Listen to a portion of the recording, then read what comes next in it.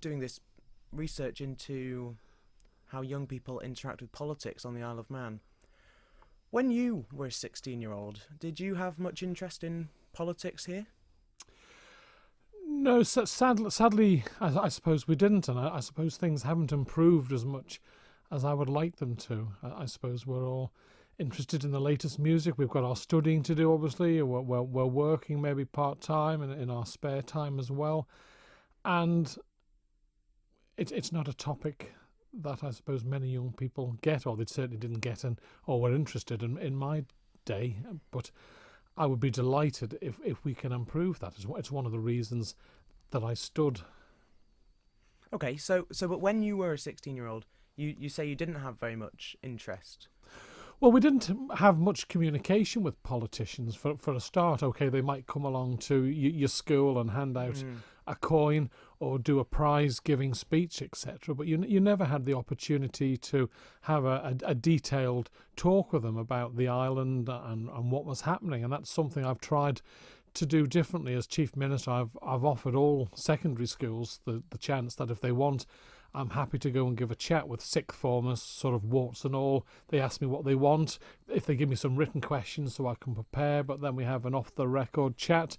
And I was down a few months ago with Ramsey Grammar School, where I had a great time down there. Really enjoyed it. It was nice to listen and engage with the sixth formers of Ramsey Grammar School. Sadly, no other schools have taken me up on the offer, and you've got to be so careful as a politician. You don't want to be accused of trying to force politics onto the pupils, but equally, it's important that they understand what's going on, because at the end of the day, decisions that we're making now will impact on all of their working life.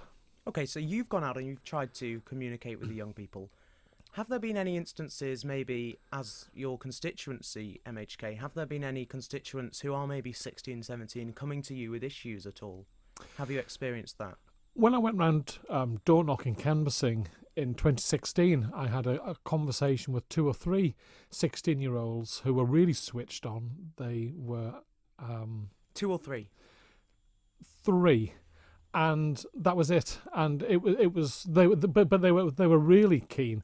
And I suppose it's disappointing if you look at the figures. The Isle of Man was one of the first jurisdictions in the world to allow 16-year-olds to vote. And for the elections of 2006 and 2011, I think there was a slight increase in the number of 16 and 17-year-olds who registered to vote. But sadly, in 2016, that percentage had decreased. Okay, well, so in the preparation for this programme, I've done a bit of research myself, and I've done a survey in which 250 sixth formers have taken part in this, and the figure which I wanted to bring up with you was, one of the questions was, if you can, name the Chief Minister of the Isle of Man. And the figures here are 34% said Howard Quayle, 4% put Alan Bell, and the rest didn't know. So effectively 66% of young people didn't know that you were the Chief Minister. Yeah, and I know when I was Health Minister and a backbencher, I used to do what's known as the Stubbs quiz at the young farmers, for Eastern young farmers, and I used to go along and ask them various questions. It's a competition that they have, and I used to do one of the rounds as the question master, and I used to always give them a round of Tynwald questions. For example, who's the Treasury Minister, etc., and go through, or who's the MHK for your region. And I'm afraid it was, bar the odd member of the Young Farmers Club, I'm not saying it was a total disaster, but quite a few of them didn't know who their local MHK was, let alone who the Chief Minister was. So these are areas that we really have to improve, and I think that's why I've offered to go around the sixth form of each of the secondary schools on the Isle of Man. And you say only one sixth form has accepted that?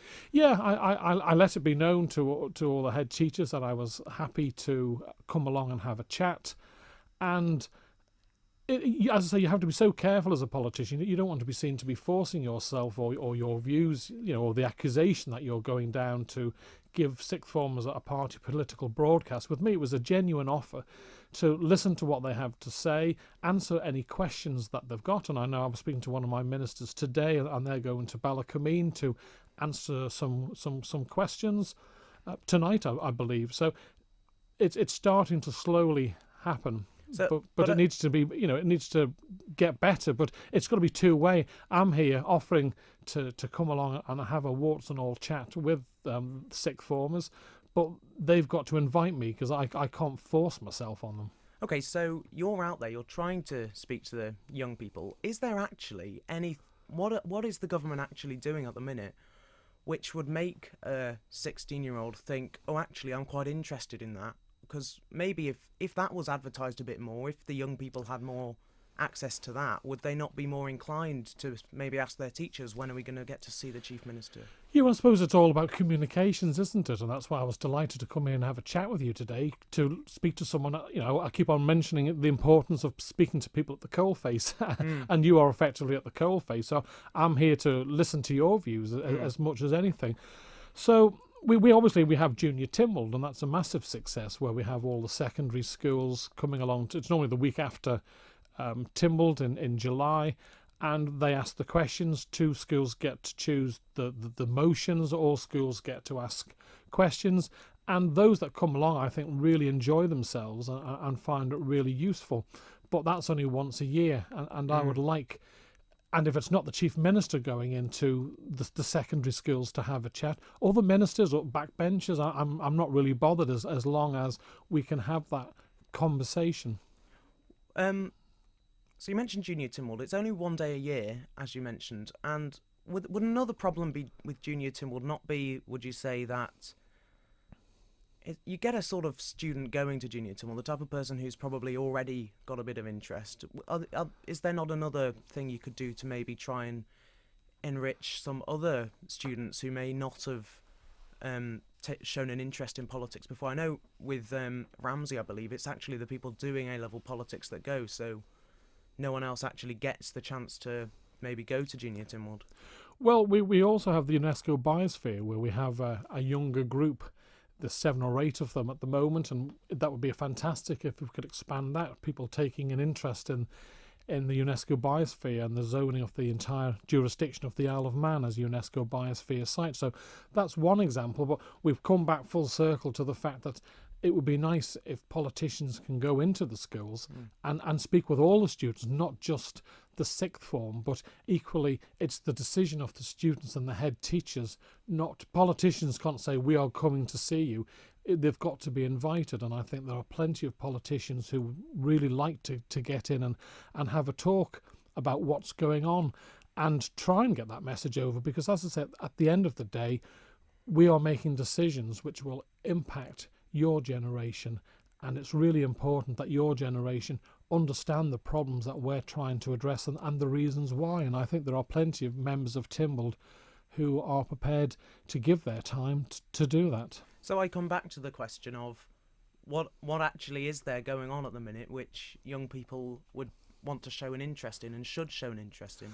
Well, if you look at public sector pensions, obviously not a very an interesting topic, but there has been a liability of billions growing of what the liability for the public sector pension, people's pensions that have worked for government.